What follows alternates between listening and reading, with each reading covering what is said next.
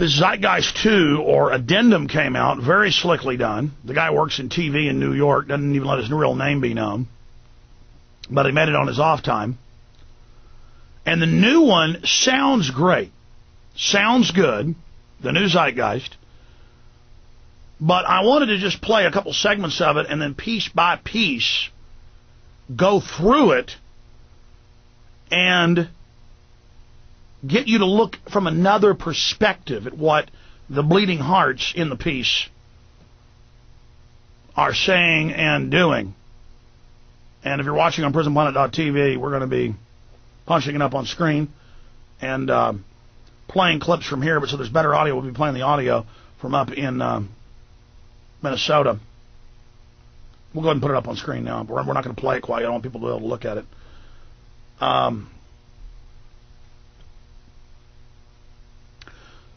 So I'm going to play clips of this, and then we're going to stop it for the rest of the hour. And I'm going to make a point here, a point there on it. We're going to break in a couple minutes, but let's go ahead and start now playing the first few minutes of Part 9. It's broken into like 13 parts of this new addendum he put out. And I'm going to get the maker on about this because I believe he means well, but actually a lot of the stuff being talked about here was said by Karl Marx and Engels and others. And they need to understand the globalists are aware of this. They're going on a different path of this. So let's go ahead and start playing it. The prevailing means of transportation in our societies is by automobile and aircraft, both of which predominantly need fossil fuels to run.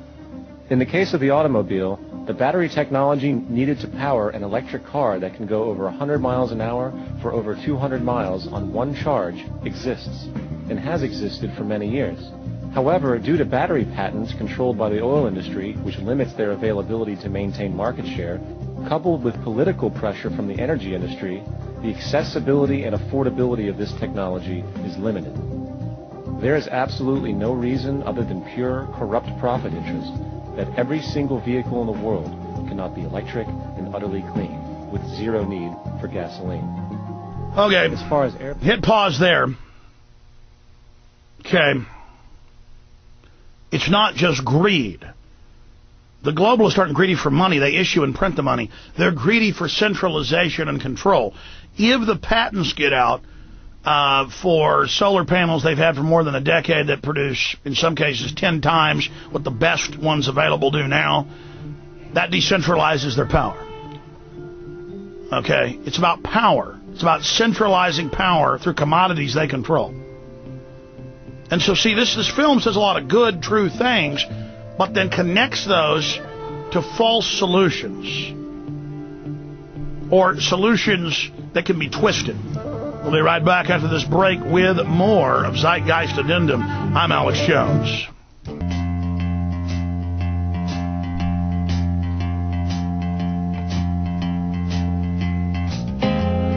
Okay, let's go ahead and punch up Zeitgeist Addendum and continue analyzing it.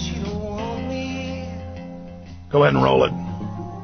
As far as airplanes, it is time we realize that this means of travel is inefficient, cumbersome, slow, and causes far too much pollution. This is a maglev train. It uses magnets for propulsion. It is fully suspended by a magnetic field and requires less than 2% of the energy used for plane travel. The train has no wheels, so nothing can wear out.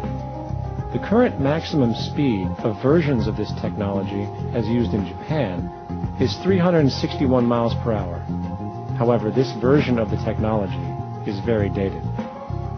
An organization called ET3, which has connections with the Venus Project, has established a tube-based maglev that can travel up to 4,000 miles per hour in a motionless, frictionless tube, which can go over land or underwater. Imagine going from LA to New York for an extended lunch break, or from Washington, D.C. to Beijing, China in 2 hours. This is the future of continental and intercontinental travel. Fast, clean, with only a fraction of the energy usage we use today for the same means. In fact, between maglev technology, advanced battery storage, and geothermal energy, there would be no reason to ever burn fossil fuels again. And we can do this now if we were not held back by the paralyzing profit structure. All right, pause. It's not a paralyzing profit structure. Great profits could be made in this. It would just decentralize things. And so you have a two-tiered system. Much of this has already been built and designed, and a lot of it's secret. Part of it is not secret. And so that's where the hundreds of trillions of dollars, it's hundreds of trillions spent by the West in secret projects have gone. They have a high-tech civilization above the general growth rate of the suppressed technological system that we're in. And again, you have endless talk about, oh my God, these horrible profit people. No, it's done for consolidation. Then the profits flow. If we start talking about a high-tech society without profits, that means everyone's, quote, equal, but that means there's always a group above you that's going to be handing out things to, quote, the people that are equal. So you're not really equal, and human nature doesn't work that way.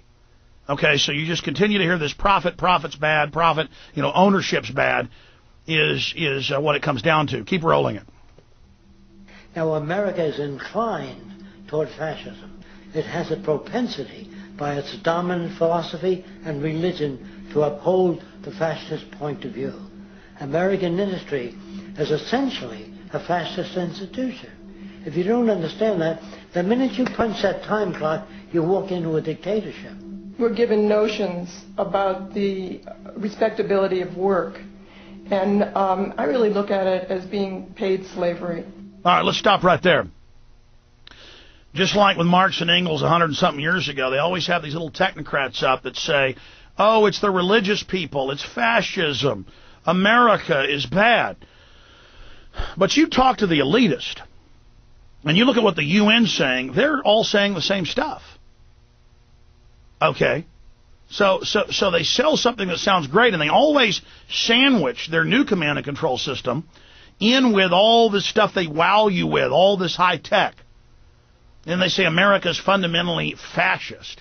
When the globalists created fascism and communism, two different systems to consolidate top down. Let's continue.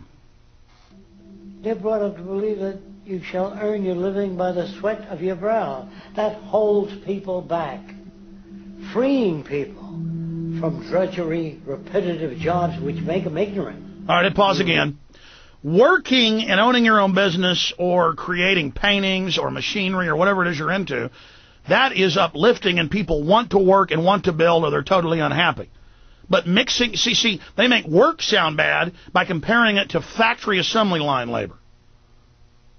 So see, they're oversimplifying all of this. Continue. Rob them. In our society, that is a resource-based economy, machines free people. You see, we can't imagine that because we've never known that kind of world. All right, hit pause.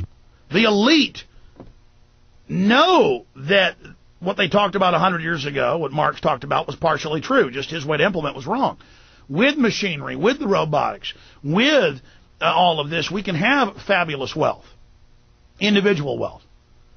But the elite, again, are only using machinery to consolidate things, and now they've gotten to the point, because of the robotics, that they're shutting down the old free market economy and then just saying we're all going to be basically serfs and slaves, not using increased production to empower us, but using increased production by select technical systems to actually make humans themselves obsolete and not empower us. Whereas they're saying the machines would empower us, it's the opposite. It's being used to enslave us. We'll be right back after this quick break to continue. Stay with me.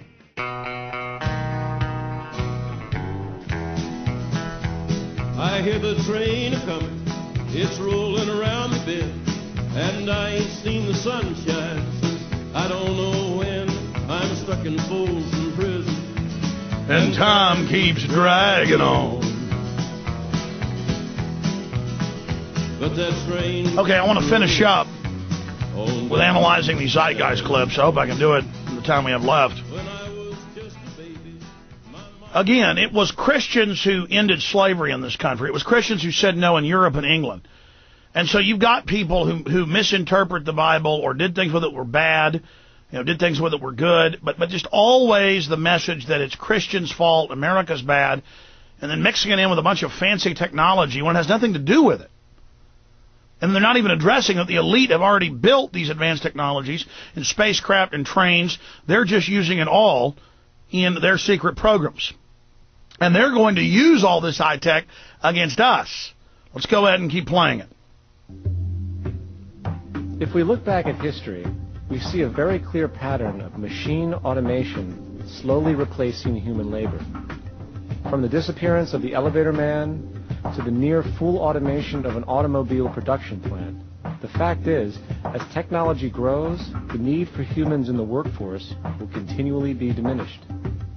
This creates a serious clash, which proves the falseness of the monetary-based labor system. For human employment is in direct competition with technological development. Therefore, given the fundamental priority of profit by industry, people through time will be continually laid off and replaced by machines.